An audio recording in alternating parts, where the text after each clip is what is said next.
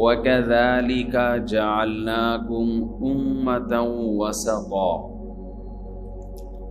کہ ہم نے تم کو معتدل امت بنایا ہے۔ معتدل کا مطلب اعتدال والی، افراط اور تفریط سے بچنے والی، درمیانی راہ پر چلنے والی۔ یہ اعتدال اگر ہماری زندگیوں میں آ جائے تو زندگیوں میں سکون بھی پیدا ہو، فیصلے بھی درست ہوں، سیدھے راستے پہ بھی ہم چلیں۔ اور اگر اس اعتدال کی راستے سے ہم ہٹ جائیں تو زندگی کا سکون بھی خراب ہوتا ہے، انسان سیدھے راستے سے بھی ہٹ جاتا ہے، آخرت بھی خراب کر بیٹھتا ہے۔ علماء کہتے ہیں اس حدیث، اس قرآن کی آیت کی تشریح میں کہ اللہ تعالیٰ نے ہمیں بہت ساری طاقتیں اور قوتیں دی ہیں، بہت سارے جذبات دیے ہیں۔ وہ طاقتیں، وہ قوتیں، وہ جذبات ہم سے کام کراتے ہیں۔ دیکھیں گاڑی وہ پیٹرول یا ڈیزل کے بغیر نہیں چلتی، اس میں ڈیزل ڈالیں گے، پیٹرول ڈالیں گے تو یہ ڈیزل اور پیٹرول اس میں ایندھن کا کام کرے گا۔ تو اسی طرح انسان، اس میں بھی دو چیزیں ہیں جو اس سے کام کرواتی ہیں۔ ایک چیز تو یہ ہے کہ آپ کھاتے ہیں، پیتے ہیں، آپ کے جسم میں انرجی آتی ہے، طاقت اور قوت آتی ہے۔ یہ چیز انسان سے مختلف قسم کے کام کرواتی ہے۔ اس کے ساتھ ساتھ ایک اور چیز ہے آپ کے جذبات۔ آپ کو بھوک لگتی ہے، یہ ایک جذبہ ہے نا، ایک خواہش ہے۔ یہ بھوک آپ سے کیا کراتی ہے؟ آپ کو پراٹھے کی طرف لے کے جاتی ہے۔ اب آپ میں بھوک تو ہے، پراٹھے کی طرف جانے کی طاقت ہی نہیں ہے، تو بھی پراٹھا کھانے والا کام بولو نہیں ہوگا۔ طاقت ہے ہوٹل جانے کی، بھوک نہیں ہے تو بھی کام بولو نہیں ہو۔ اس کی مثال گاڑی میں اگر ڈرائیور بیٹھ کے ایکسلریٹر پہ پاؤں رکھ دے لیکن ڈیزل نہیں ہے تو بھی گاڑی چلنے والی نہیں، اور خالی ڈیزل ہی ڈیزل پڑا ہوا ہے اس کے اندر، چلانے کے لیے ایکسلریٹر پہ پاؤں رکھا ہی نہیں جا رہا تو بھی گاڑی نہیں چلے گی۔ ڈیزل کی مثال ہے، ڈیزل اندر کی چیز ہے اور ڈرائیور جو اس کو چلاتا ہے یہ باہر کی چیز ہے۔ تو ہم اس کو یوں تعبیر کر سکتے ہیں، یوں مثال دے سکتے ہیں کہ ڈیزل وہ جذبات ہیں، جو ڈیزائرز ہیں جو انسان کے اندر ہوتی ہیں، اور انرجی جو انسان کے باہر کی چیز ہے۔ یہ اس مثال کو الٹا بھی کر سکتے ہیں۔ تو ہمیں کام کرنے کے لیے دونوں چیزیں چاہیے۔ سمجھتے ہو کہ نہیں سمجھتے؟ قوم کا سب سے بڑا المیہ کیا ہے؟ ہم سب کا المیہ یہ ہے کہ ہم کام نہیں کرتے۔ ہماری قوم کا جو سب سے بڑا المیہ ہے وہ کیا ہے؟ کام چور۔ قومی سطح پہ تو ہیں ہی کام چور، انفرادی سطح پہ بھی کام چور ہے۔ ہم 24 گھنٹے کا اپنا شیڈول اگر نکال کے دیکھیں تو ہمیں اندازہ ہوگا اس میں ہم بہت سارے کام کر سکتے تھے مگر ہم نے نہیں کی۔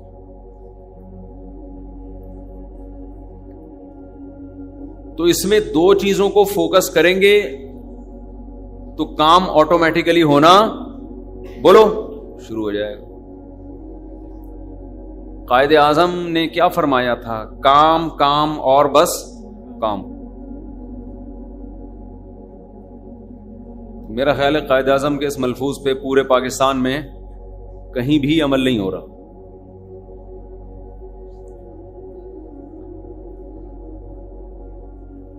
تو اب یہ بہت اہم بات ہے سمجھنے کی کہ دو چیزوں سے انسان کی باڈی چلتی ہے تو کام ہوگا نا. ایک آپ میں انرجی ہو، طاقت ہو، قوت ہو، صحت ہو. دوسرا کام کرنے کے لیے آپ میں جذبات ہوں. سمجھ رہے ہیں کہ نہیں سمجھ رہے؟ ہمارے ہاں دونوں قسم کے فالٹ ہیں، دونوں قسم کے فالٹ ہیں. جذبات ہوتے ہیں، کام کرنے کے لیے صحت نہیں ہوتی. گٹکے کھا کھا کے صحت کا بیڑا غرق.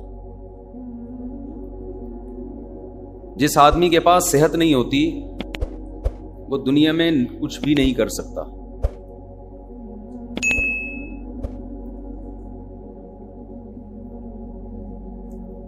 بہت سے لوگ ہیں، آتے ہیں، ملتے ہیں، ہر وقت ڈپریشن میں، ٹینشن میں، پریشانی میں،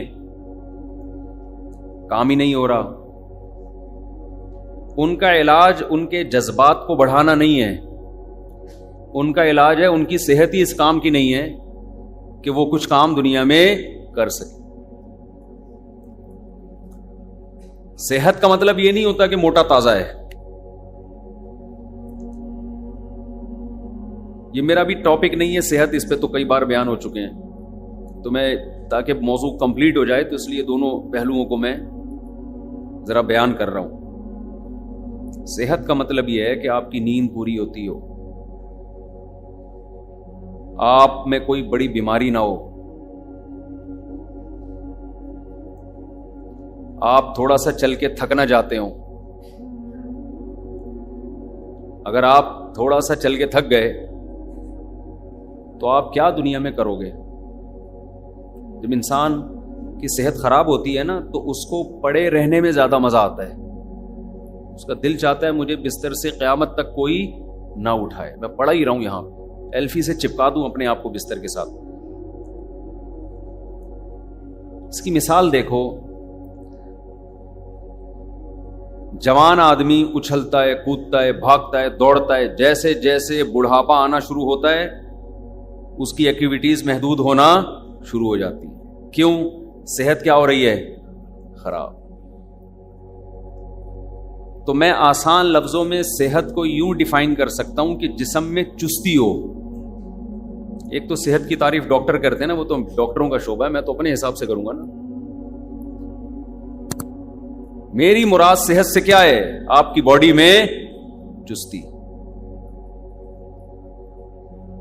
چربی پیدا ہو گئی ہے، کولیسٹرول بڑھا ہوا ہے، دل ہی صحیح کام نہیں کر رہا، تو چستی ہوگی کہ سستی ہوگی؟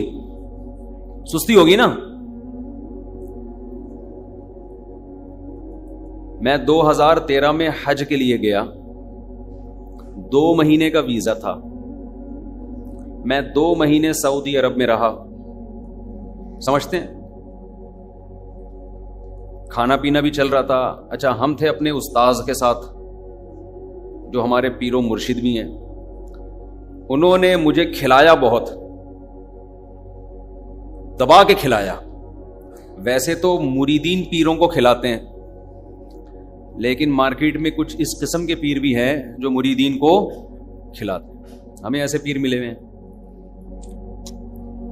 تو 2 مہینے جو ہم نے پھوڑا ہے طبیعت سے، حج بھی کیا الحمدللہ، خالی پھوڑا نہیں، تو ہم موٹے ہو کے آ گئے.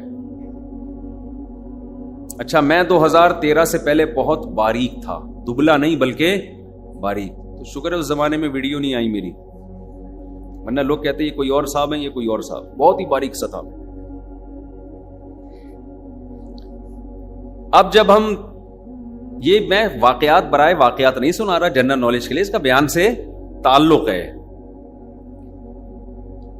ہم جب 2 مہینے کے ویزے کے بعد طبیعت سے، اچھا ہم کیا کرتے تھے، وہاں زمزمہ ہوٹل میں جو ٹاور ہے، زمزمہ ٹاور، وہاں رہائش تھی، اس کا ناشتہ بھی بڑا VIP، ناشتہ ہم وہاں نہیں کرتے تھے، حالانکہ بڑا مہنگا ناشتہ تھا، اس میں انجیر، زیتون اور 2 اربوں کے 20 قسم کے کھانے۔ وہ مہنگا ناشتہ جس کے پیسے پے ہو چکے تھے، یعنی ہم کر چکے تھے، وہ چھوڑ کر میں پراٹھا کھانے کے لیے، پائے کھانے کے لیے باہر نکلتا تھا، کیونکہ ہمیں جو چھولے میں اور پراٹھے میں اور پائے میں مزہ آ رہا تھا، وہ 20 کھانے میں آ ہی نہیں رہا تھا وہ مزہ۔ یہ کیسا ناشتہ، انجیر کھا رہے ہیں ناشتے میں، ہمیں تو پھوڑنے پھڑنے والی کی عادت پڑی ہوئی تھی نا، ابھی بھی ہے، پہلے بھی تھی۔ تو خلاصہ یہ کہ یہ میں آپ کو سمجھا رہا ہوں پورا بتانے کے لیے، جب انسان واقعات کے ضمن میں کوئی چیز سمجھاتا ہے نا، تو بڑے آسانی سے اس کے دماغ میں آرام سے بیٹھ جاتی ہے۔ فارمولے بیان کرنا شروع کر دے، ضابطے بیان، اور دماغ تھکتا ہے انسان کا۔ 2 مہینے بعد جب ہم کراچی ایئرپورٹ پہنچے تو ہمارے دوستوں نے کہا واہ ماشاءاللہ، اب آپ لگ رہے ہو مولوی، پرسنالٹی بن گئی تھی، ویٹ بڑھ گیا تھا، اچھا لگ رہا تھا۔ میں بھی جب گھر میں شیشے کے سامنے گیا، واہ بھائی زبردست ہو گیا۔ سب مجھے کہہ رہے اب صحیح ہے، اب آپ ٹھیک ہو، اب ایسے ہی رہنا۔ ہم اس خوش فہمی میں تھے کہ ہماری صحت بہت اچھی ہو گئی ہے، لال سرخ ہو گئے اور اب ہیلدی ہو گئے ماشاءاللہ، مولانا لگنا شروع ہو گئے۔ اب افسوس مجھے اس وقت ہوا کہ میں فجر کی نماز پڑھانے کے لیے آیا، جب میں نے تلاوت شروع کی ہے تو آیت مکمل ہونے سے پہلے ہی میرا سانس ختم ہو جاتا تھا، سانس ٹوٹنا شروع ہو گیا، سمجھ رہے ہیں؟ جیسے ایک لمبی آیت انسان پڑھتا ہے نا، میں ایک ہی سانس میں پڑھتا تھا، میں نے دیکھا مجھ سے ایک سانس میں نہیں پڑھی جا رہی، آدھی ہوتی ہے اور میرا سانس ختم۔ میں نے کہا یہ کیا ہو رہا ہے، میری صحت تو اچھی ہو گئی ہے، تو مجھے میرا سانس کیوں پھول رہا ہے؟ سمجھ میں آ رہی ہے بات؟ اچھا ہم بھاگنے دوڑنے کے بچپن سے عادی تھے، بہت اسپیڈ سے دوڑتا تھا میں بچپن میں، پہلے ہمارے کھیل ہی پکڑن پکڑائی ہوتے تھے، آج کل تو جس نے دوڑنا ہوتا ہے نا موبائل گیم میں دوڑ کا مقابلہ لگا کے، جس نے کرکٹ کھیلنا ہوتا ہے وہ گیم میں کرکٹ فٹ بال کھیلنا ہے تو فیفا لگا لے گا اس میں موبائل میں، چہل قدمی کرنے بھی بائک پہ جا رہے ہیں، صحیح ہے، بائک پہ جا رہے ہیں۔ تو ہمیں اندازہ ہوا کہ بھائی جان یہ معاملہ کیا ہو رہا ہے، میرا سانس کیوں پھول رہا ہے؟ اچھا ہم بچپن سے بھاگنے دوڑنے کے عادی، خوب اسپیڈ میں بھاگتے تھے، تو میں نے کہا یار اب میں ذرا ایک پارک کا چکر لگاتا ہوں، ہمیں تو عادت ہے دوڑنے کی، یہ تو سانس نہیں پھولنا چاہیے نا بھائی، یہ قابو پاؤ۔ تو میں نے بی اما پارک کا، اس کے سامنے جو تھانہ ہے نا اس کے پیچھے ایک پارک ہے، ادھر ایک چکر لگایا،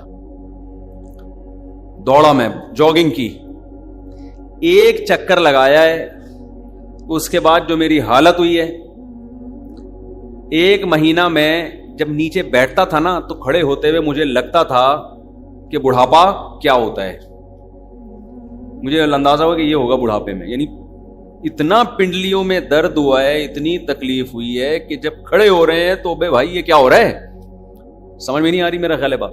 حالانکہ حج میں پیدل بہت چلے تھے ہم، وہاں تو پیدل بہت چلنا ہوتا ہے، اس کے باوجود یہ حال ہو گیا۔ اٹ از کالڈ صحت، سمجھ میں آ رہی ہے بات؟ یہ مطلب ہے صحت کا کہ یہ صحت نہیں ہے۔ ہم نے اندازہ لگایا، ہم نے کہا جو بندہ بھاگ ہی نہ سکے، پارک کا ایک چکر لگایا ہے اور یہ حالت ہو گئی ہے کہ واش روم میں بیٹھتے ہیں تو کھڑے ہونے کے لیے 3-4 زاویوں میں جا کے کھڑے ہو رہے ہیں ہم، پہلے دائیں ٹانگ پہ سہارا، پھر لیفٹ پہ، پھر تھوڑا سا، پھر یوں چند سیکنڈ لگ رہے ہیں کھڑے ہونے میں۔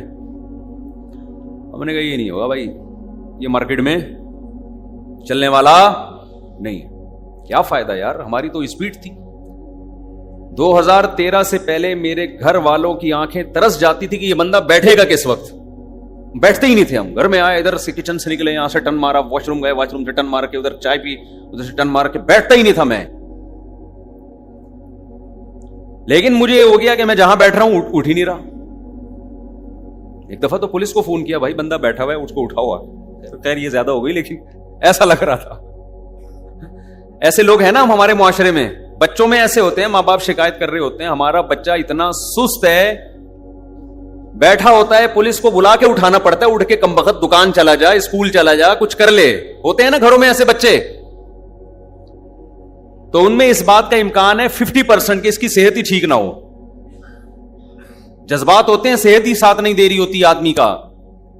اب بتاؤ وہ جو 2013 میں ہم موٹے تازے ہو کے آئے, وہی حال اگر ہمارا رہتا دنیا میں کسی کام کے ہوتے؟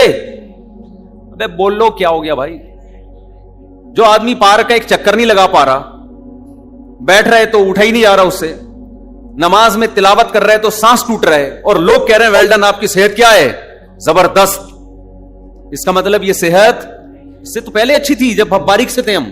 اس وقت لوگ کہتے تھے آپ تو بہت کمزور ہیں. میرے پاس اپنی طاقت اور قوت کو شو کرنے کے لیے کوئی دلیل نہیں تھی. لوگ کہتے تھے آپ اتنے دبلے پتلے کمزور, سوائے اس کے کہ جذبہ دیکھو یار, شادیوں کا 4 شادیوں کا جذبہ ہے, یہ کمزور آدمی میں نہیں ہوتا. یہی دلیل تھی, اس کے علاوہ کوئی بھی نہیں. اور اس دلیل پہ یہی دعویٰ تھا میرے پاس, اس دعوے پہ دلیل بھی تھی. صرف دعوے نہیں, عمل بھی ہے. اس کے علاوہ میرے پاس اور کوئی ثبوت بولو نہیں تھا. اس وقت مجھے اندازہ ہوا کہ طاقتور موٹے کو بولو نہیں کہتے. پتلے جتنے زرخیز ہوتے ہیں, موٹے اتنے زرخیز نہیں ہوتے. پتلوں سے ڈرا کرو. لیکن یہ جو کراچی کے پتلے ہیں یہ میری مراد نہیں ہے. کراچی کا پتلا تو بیچارہ کسی کام کا نہیں ہوتا. وہ یہ گٹکوں کی وجہ سے پتلا ہوا ہے. ایک ہوتا ہے میٹابولزم, آپ کی باڈی کام کرتی رہتی ہے, فیٹ جلاتی رہتی ہے. اگر اس بیس پہ آپ پتلے ہیں تو سبحان اللہ, جوان ہونے کی علامت. اور گٹکے کی وجہ سے جو پتلا ہے, سگریٹیں پھونک پھونک کے پتلا ہو گیا, ہر جگہ سے دھواں نکل رہا ہے, تو یہ اس کی علامت ہے.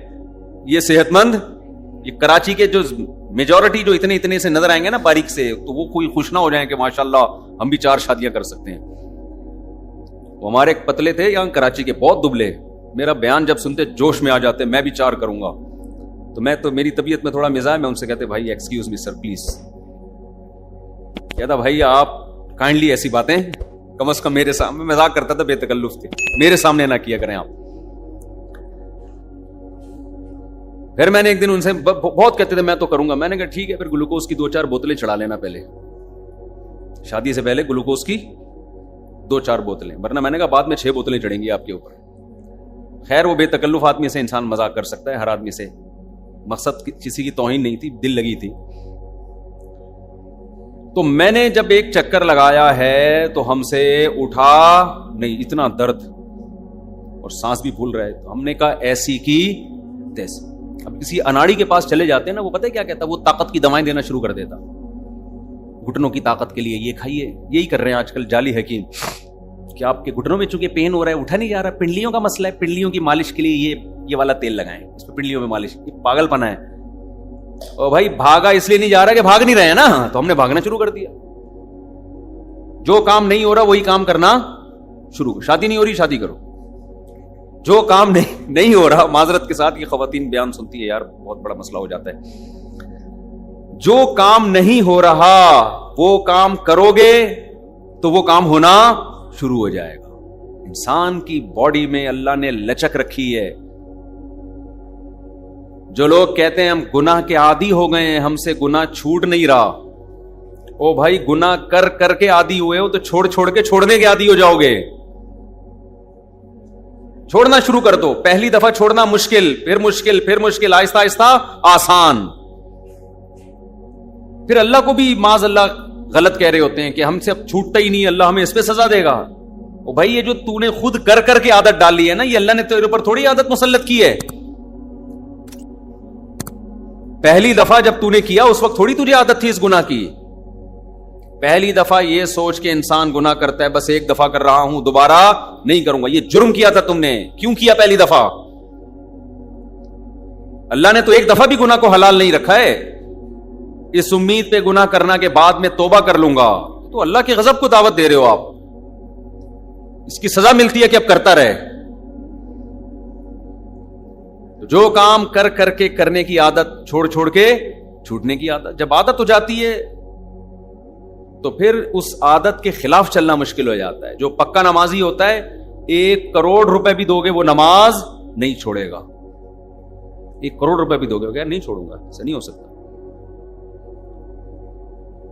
جو نمازی ہوتے ہیں نا ہر جگہ ان کو پہلے نماز کی فکر، نماز کی فکر۔ جہاز میں بیٹھیں گے بھائی نماز کا کیا کرنا ہے، پہلے سے ایئرپورٹ پہ وضو کر کے بیٹھیں گے۔ جو پکے نہیں ہوتے وہ وہاں بیٹھ کے سوچ رہے ہوتے ہیں اب کیا وضو کہاں کریں ہم، پہلے کر لیتے ایئرپورٹ پہ۔ ایک صاحب کہنے لگے میں جہاز میں کیسے وضو کروں، میں نے کہا واش روم میں جا کے کرو وضو۔ کہہ رہے یار وہاں تو بہت مشکل ہے، وضو کبھی آسان ہوتا ہے کبھی کیا ہوتا ہے مشکل ہوتا ہے، تو مشکل کام کرو، نماز تھوڑی چھوڑ سکتے ہو آپ۔ ٹرینوں میں نمازیں چھوڑ دیتے ہیں، جہازوں میں چھوڑ دیتے ہیں نمازیں، مذاق سمجھا ہوا ہے نماز کو۔ تو خیر میں عرض کر رہا تھا کہ پھر ہم نے کوئی گھٹنوں کی طاقت کی، پنڈلیوں کی طاقت کی دوائیں بولو نہیں کھائیں، یہ بیوقوف لوگوں کا کام ہے۔ ہم نے کہا بھائی بھاگا نہیں جا رہا نا، تو اس کا حل کیا ہے، بھاگو، تمہاری ایسی کی تیسی۔ اس کے بعد ہم بھاگے، پنڈلیوں میں درد کم ہونے کے بجائے بڑھ گیا، پھر اور بھاگے، پھر بھاگے۔ اب اللہ کا شکر ہے کیا کرنے ہیں، طبیعت سے بھاگ رہے۔ اب کبھی آ جاؤ پارک میں مقابلہ کرو، کبھی آ جاؤ انشاءاللہ، بڑی بات نہیں ہے، ہم بھی منگول ہیں، صحیح ہے نا؟ وہ سنا ہے منگول والا واقعہ؟ آپ لوگ کو پتہ ہی نہیں دنیا میں ہو کیا رہا ہے یار۔ او بھائی ابھی ایک منگول بھی ایک آئے ہیں مارکیٹ میں، چلیں چھوڑیں، تو آپ لوگ کو پتہ ہی نہیں دنیا میں ہو کیا رہا ہے، افسوس کی بات ہے یار۔ اب تو منگول آ گئے ہیں بھائی مارکیٹ میں۔ خیر جی، جب نہیں پتا تو جو بات نہیں پتا وہ پھر مزہ نہیں ہے بتانے۔ آپ کو پتا ہے نا منگول کا، منگولوں کے بہت بڑے کارنامے ہیں، جدید لیٹسٹ بڑے زبردست کارنامے چل رہے ہیں۔ خیر تو ہم منگول ویسے ہیں نہیں، تو ہم نے کیا کیا، ہم ککے زئی پٹھان ہیں تو ہم منگول نہیں ہیں۔ خیر ہم نے کیا کیا، ہم نے کہا بھائی ایسی کی تیسی۔ تو یہ میرا مقصد ہے پورا واقعہ سمجھانے سے کہ اٹ از کالڈ صحت، کہ آپ دوڑ سکیں، بھاگ سکیں، ذرا ذرا سی بات پہ آپ کا سانس نہ پھولتا ہو۔ یہ اگر یہ کر رہے ہیں اس کا مطلب صحت کیا ہے، ٹھیک ہے۔ پھر باقی چھوٹی موٹی چیزیں، پیٹ خراب ہو گیا، نزلہ ہو گیا، کھانسی، یہ تو سب کے ساتھ چلتا ہی رہتا ہے۔ پیٹ خراب ہے لیکن بھاگ رہا ہے انسان تو پھر ٹھیک ہے نا، اور پیٹ صحیح ہے بھاگ نہیں سکتا تو ایسے پیٹ کا کیا کرنا ہے آپ نے، ہے بھائی؟ ایک آدمی کے ساری باڈی کے آرگن صحیح کام کر رہے ہیں، نہ چل سکتا ہے نہ دوڑ سکتا ہے، تو ایسے آرگن کا کرنا کیا ہے؟ یہ ایسا ہی ہے گاڑی کے ہر چیز صحیح ہے لیکن اسٹارٹ کرو تو چلتی نہیں ہے، تو کیا اس سے تو وہ پھٹپٹی گاڑی اچھی ہے، دھکا لگا کے چل جاتی ہے۔ آپ آج کل پتہ ہے لوگ اس پہ خوش ہوتے ہیں، ہمارا کولیسٹرول لیول بھی بالکل کیا ہے، ٹھیک چل رہا ہے، شوگر بھی نہیں ہے، بلڈ پریشر بھی نہیں ہے، ہم بہترین کیا ہیں، صحت مند ہیں۔ او بھائی یہ تو ایسے میں نوجوان آپ کو بتاؤں جن کا لپڈ پروفائل کا ٹیسٹ کروایا، کولیسٹرول، ہر قسم کا کولیسٹرول بالکل خاندانی، مسئلہ نہیں ہے، بلڈ پریشر کا کوئی مسئلہ نہیں ہے، شوگر کا کوئی مسئلہ نہیں ہے، لیکن نہ چل سکتے ہیں اور نہ دوڑ سکتے۔ پڑھے ہوئے ہیں تو اٹھا ہی نہیں، کیونکہ پڑھ کے بیکار ہو گئے، بالکل سست ہو گئے۔ تو صحت کا مطلب دو چیزیں ہیں نا، ہمارا سب سے بڑا ایشو کیا ہے، کام نہیں ہے نا مارکیٹ میں، تو کام کے لیے سب سے پہلے کیا چاہیے، صحت۔ جو چلتے پھرتے بھاگتے دوڑتے آدمی کی صحت فٹ فاٹ رہتی ہے، اس کو ہر کام میں مزہ آتا ہے۔ حضرت حکیم اختر صاحب رحمہ اللہ تعالیٰ ایک بڑا پیارا شعر سنایا کرتے تھے، وہ اسی سے متعلق زبردست شعر ہے وہ۔ دل گلستاں تھا تو ہر شے سے ٹپکتی تھی بہار، دل بیاباں ہو گیا عالم بیاباں ہو گیا۔ کیا مطلب، دل میں جب خوشی ہوتی ہے تو صحرا میں بھی انسان کو گلستان کے اور گارڈن کے مزے آ رہے ہوتے ہیں، اس کو تفریح کے لیے باغ میں جانے کی ضرورت نہیں رہتی۔ جب دل سیٹ ہوتا ہے، فٹ فاٹ ہوتا ہے، اور جب دل ہی بیاباں ہو جائے تو باغات میں بھی انسان کو ویرانہ محسوس ہوتا ہے، باغات میں بھی مزہ نہیں آتا، آبشاروں میں بھی اس کو لطف نہیں آتا۔ یہ اصل میں تو ہے اللہ کی محبت کے بارے میں، کہ جب اللہ کی محبت کے چشمے دل میں ہوتے ہیں، لیکن شعر تو کہیں بھی فٹ کیا جا سکتا ہے نا۔ تو میں نوجوانوں سے کہتا ہوں اللہ کا واسطہ اپنی ایکٹیویٹیز دین پہ چلنے کے لیے بھی یہ ضروری ہے. دیکھو سست آدمی دین پہ اللہ کی قسم نہیں چل سکتا, یہ بہت بڑی بھول ہے. ہمارے ہاں نیک اس کو سمجھا جاتا ہے جو دنیا کا سب سے بڑا پوستی ہو. حضرت جی اٹھا ہی نہیں جاتا حضرت سے, اتنے نیک ہیں, چلا ہی نہیں جاتا حضرت سے.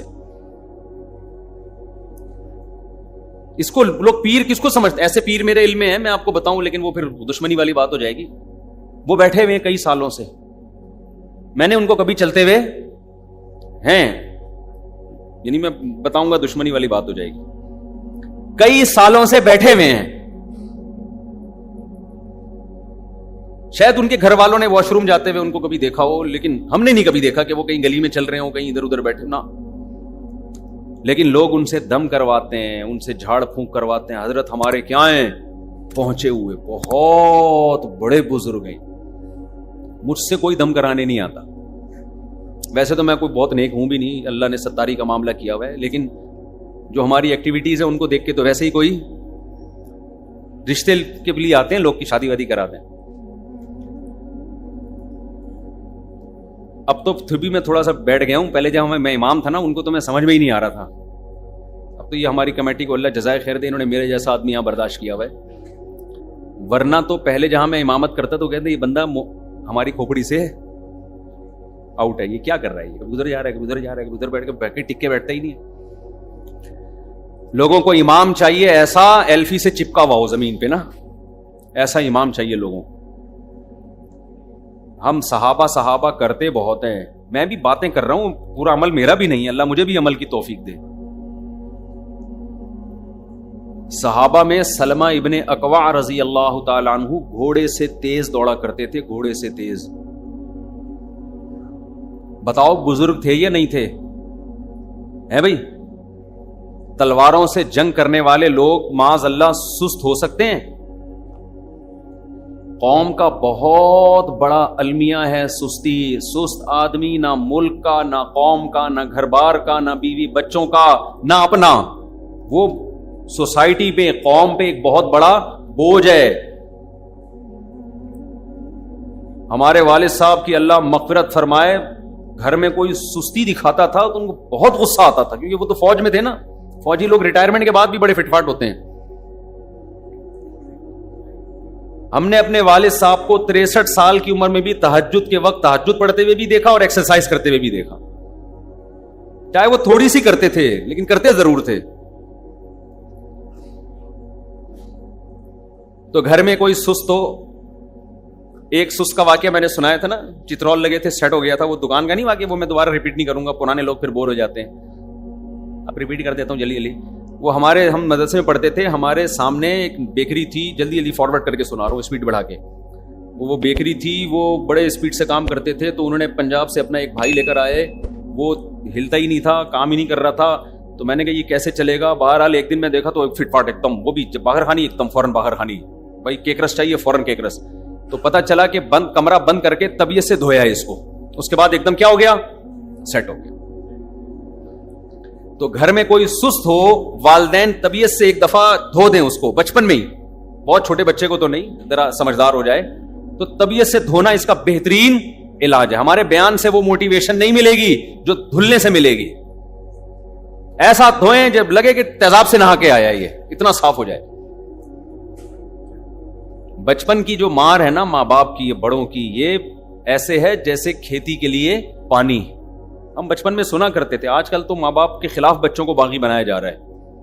باپ ڈانٹ دے تو بچے کی جناب دماغی آؤٹ ہو جاتا ہے تکبر سے, مجھے بولا کیوں, میری سیلف ریسپیکٹ. باپ کے سامنے تیری کیا سیلف ریسپیکٹ ہے یار. ہاں باپ کو بھی چاہیے کہ خیال کرے, ہر وقت جگہ اس کو برائیاں نہ کرے, اور اس کے اپنے حقوق ہیں, لیکن اولاد کو بہرحال یہی سوچنا چاہیے کہ باپ کے سامنے ہماری کوئی عزت نہیں ہے. باپ کو ویسے خود سے خیال کرنا چاہیے. تو پہلا کام جو جوان لوگ ہیں آج سے عزم کر لیں, روزانہ یا ہفتے میں کم از کم 2 مرتبہ کیا کرنا ہے, اپنے پیچھے کراچی کا کوئی کتا لگانا ہے. سمجھ رہے ہو, کراچی میں الحمدللہ کتے ہول سیل کے حساب سے ہیں. تو کوئی بھی کتا, آپ تھوڑا سا بھاگیں گے نا, کتا باقی خود ہی آٹو پہ ہے, یہ سارے کتے. یہ کتے بھی سست اتنے ہو گئے ہیں کہ ان کو بھی کوئی بھاگتا ہوا کتا بھاگتے ہوئے آدمی کے پیچھے اکثر بھاگتا ہے، یہ بھی اتنے سست ہو گئے ہیں کہ ان کو کوئی بھاگتا ہوا بندہ نظر ہی نہیں آتا، یہ بھی اب بھول گئے ہیں کہ بھاگنا کیا ہوتا ہے، یہ آپس میں ہی کھیل رہے ہوتے ہیں بس. تو جب آپ بھاگیں گے تھوڑا سا آپ، باقی پھر اللہ کی مدد آئے گی. اللہ کتوں کے دل میں ڈالے گا کہ یہ بندہ آج پہلی دفعہ تھوڑا سا ہلائے، اللہ اپنی ساری مخلوق کو آپ کے پیچھے لگا دے گا. ڈاکو لگ جائیں گے. کراچی میں تو ماشاءاللہ ڈاکوؤں کا ایسا راج ہے، لوگ ڈاکو کو پکڑ کے جلاتے ہیں، لوگ ڈاکوؤں کو پکڑ کے قتل کرتے ہیں. ہم کہتے ہیں غیر قانونی ہے، لیکن ہم حکومت سے کہتے ہیں کہ یہ کام اگر لوگ نہ کریں تو پھر آپ کر لیں. ادھر ڈاکو جاتا ہے جیل میں اور تھوڑے دن میں چھوٹ کے واپس. تو لوگ کیا کریں پھر؟ ہم تو نہیں ترغیب دیتے لوگوں کو قتل کریں، ڈاکو کو جلائیں، لیکن لوگوں کی آواز ہے جو میں حکومت تک پہنچانا چاہتا ہوں. لوگ کہتے ہیں ہم کیا کریں، ہم دوبارہ اس کو 6 بندوں کو قتل کرنے کے لیے دوبارہ چھوڑ دیں. ہم پولیس بھی مجبور ہے، پولیس کا کام ہے اس کو کورٹ لے کے جانا، اور کورٹ کا کام ہے، کورٹ بھی مجبور ہے. قانون ایسا بنا ہوا ہے کہ کورٹ بھی چھوڑے گی اس کو. آبے کا آبا ہی بگڑا ہوا ہے. یہ جب تک اسمبلیوں میں قانون سازی نہیں ہوگی، ہماری اسمبلیوں میں کوئی ڈھنگ کے قانون تو بن ہی نہیں رہے ہیں. کبھی LGBT کی وہ شروع ہو جاتا ہے کہ یہ ان چیزوں پہ توجہ ہے ہماری قوم کی. ملک میں ڈاکوؤں کا راج ہے، اس پہ کوئی قانون سازی نہیں ہو رہی. ہونا ہی چاہیے. پولیس اور رینجرز کے اختیارات بڑھائے جائیں. بھائی ڈاکو نظر آئے آن دا اسپاٹ آپ کو مارنے کی اجازت ہے، تھانے لے جانے کی آپ کو اجازت نہیں ہے، وہی مارو اس کو. تھانے لے کر آئے تمہیں ماریں گے ہم، وہی مار دو اس کو. رینجرز کو جب پہلے کراچی میں اختیارات دیے تھے، امن آ گیا تھا کہ نہیں آیا تھا؟ میں نے رینجرز والوں سے بھی بات کی ہے، میں نے کہا بھائی یہ ڈاکوؤں کا راج ہو رہا ہے. کہنے بھی ہمیں اجازت نہیں ہے، ہم نے پکڑ کے پولیس کے حوالے کرنا ہے. وہ مجبور ہے قانوناً، پولیس کے حوالے کریں گے، وہ کورٹ لے کے جائے گی. کورٹ میں گواہیاں ہی نہیں ہوتی، جو بندہ گواہی دینے جائے گا وہ مارا جائے گا. عام طور پر ایسا ہوتا ہے، اس کو پھر ڈاکو نہیں چھوڑتے. ایک عجیب لا قانونیت چل رہی ہے. خیر، کتے پیچھے لگیں، ڈاکو پیچھے لگیں، آپ نے بہرحال کیا کرنا ہے؟ بھاگنا ہے. اگر آپ بھاگتے نہیں ہو، چلتے نہیں ہو، ایکٹیویٹیز نہیں ہے، آپ کچھ بھی کھا لو. نوجوان آدمی کو نا طاقت کا بڑا شوق ہے، تبھی تو حکیموں نے لگایا ہوتا ہے طاقت کا خزانہ، سائن بورڈ پہ لگایا ہوا ہوتا ہے نا، نوجوانوں کو اٹریکٹ کرنے کے لیے. جوان آدمی کو چاہیے بس طاقت. وہ میرا چھوٹا بچہ ہے 5-6 سال کا، کل اس کو ڈاکٹر کے پاس لے گئے تو ڈاکٹر نے اس سے پوچھا، ہم سے پوچھا کیا بیماری؟ ہم نے کہا اسی سے پوچھ لو. تو وہ کہتا ہے میں طاقت کی دوا کھاتا ہوں، طاقت نہیں آتی. وہ 6 سال کا بچہ کہہ رہا ہے. تو یہ اس عمر سے انسان کو شوق شروع ہو جاتا ہے کس کا؟ کیونکہ بچے کارٹون دیکھ لیں اور ایک دوسرے کو دیکھتے ہیں نا مارتے ہوئے، تو کہتے ہیں یار ہمارے اندر اتنی پاور ہونی چاہیے ہم سب کو مار دیں، ہم کسی سے مار نہ کھائیں. یہ جوان آدمی میں ایک جذبہ ہوتا ہے. اس جذبے کا جعلی حکیم غلط فائدہ اٹھا کے آپ کو، جو 2 نمبر حکیم ہے جو صحیح ہے وہ کبھی ایسی بات نہیں کرے گا. وہ آپ کو طاقت کی غذائیں کھلانا شروع کر دیتے ہیں، وہ آپ کو کشتے کھلانا شروع کر دیتے ہیں. وہ یہ او بھائی اس عمر میں کوئی طاقت کی خوراک کھانے کی ضرورت نہیں ہے. آپ بھاگو گے، دوڑو گے، روٹی کھاؤ یار، اس سے بہت کچھ ہو جائے گا. تو اگر یہ کام نہیں کرتے میرے بھای تو آپ قوم پہ کیا بنیں گے؟ بوجھ. اب آپ یہ کہتے ہو مجھے ہر کام میں سستی ہوتی ہے، مجھے دل نہیں لگتا. نوجوان آتے ہیں، دل کیوں لگے گا تیرا؟ تو اس سے نہ چلا جاتا ہے نہ دوڑا جاتا ہے. اس کا پھر ہر چیز پہ اثر پڑتا ہے، ہر کام پہ. پڑھائی، آپ صبح جاگنگ کرو، آپ کو سارا دن میں سکون ملے گا، آپ پڑھو گے بھی صحیح طریقے سے. لوگ کہتے ہیں اس جاگنگ کا پڑھائی سے کیا تعلق ہے؟ پڑھائی کا کھوپڑی سے تعلق ہے یا نہیں ہے؟ دل سے اور کھوپڑی سے تعلق ہے یا نہیں ہے؟ اور کھوپڑی صحیح کام کرے گی جب آپ کا بدن ایکٹیو ہوگا، ورنہ کھوپڑی نہیں کام کرے گی آپ کی. ہر چیز پہ اثر پڑتا ہے. اور جو ذرا ایجڈ لوگ ہیں وہ چلیں، اسپیڈ کے ساتھ چلیں، لمبی لمبی واک کریں، لمبی لمبی واک. اگر وہ نہیں چلیں گے تو آہستہ آہستہ